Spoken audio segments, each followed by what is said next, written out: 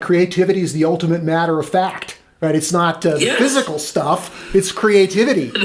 Yeah, so I would say, properly understood with notions like Bergson's élan vital and the idea that life is matter that chooses. It's got something in it that allows it to go around and find a way, as they say.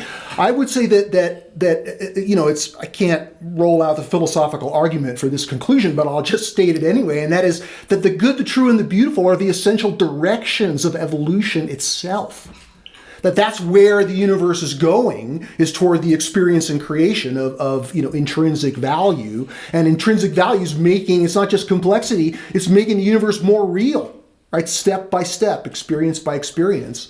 And you mentioned the forces, they've been called in evolution differentiation and integration, right? And geniuses like Teilhard de Chardin, he kind of has that famous phrase, unity differentiates.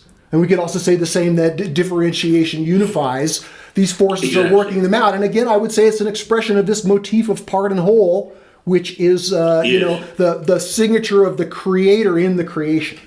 You mentioned Whitehead, and one of my favorite ideas from him is that how does consciousness evolve, right? How can we, beyond character growth, there's many ways that it evolves.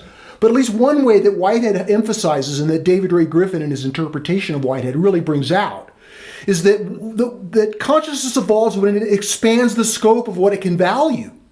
And the arts, when at their best, do just that, right? They transport us into higher states of being by my little idea of the three legs of the stool. Well, art's probably a fourth leg. It's an approach to truth when at its best.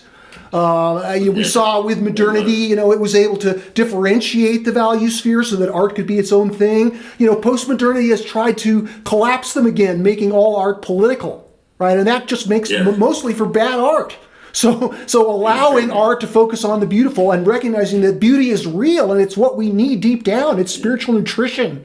And that it's the direction of evolution. The idea that we talked about earlier, that creativity is the ultimate matter of fact. What we can read right off what science has delivered about our evolving universe, between something more keeps coming from something less, and then, there's fine-tuning. And just the scientific facts themselves are showing us that the universe doesn't make sense without some kind of creative principle, right? We don't have to have, it doesn't have to be, we can certainly eschew anthropomorphic notions, but at the same time, the idea that it's an accident, that's magical thinking, right? So especially if the creativity is the ultimate matter of fact.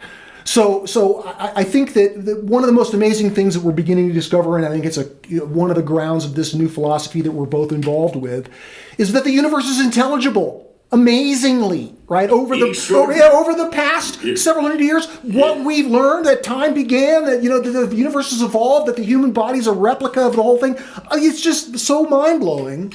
And the very fact that the universe is intelligible leads us to understand that while we may never be able to make intelligible the ultimate mystery, while we have to always have that understanding that it's beyond us, we can certainly evolve our understanding of whatever the creative source of the universe is. And I think we're in the process of doing that now.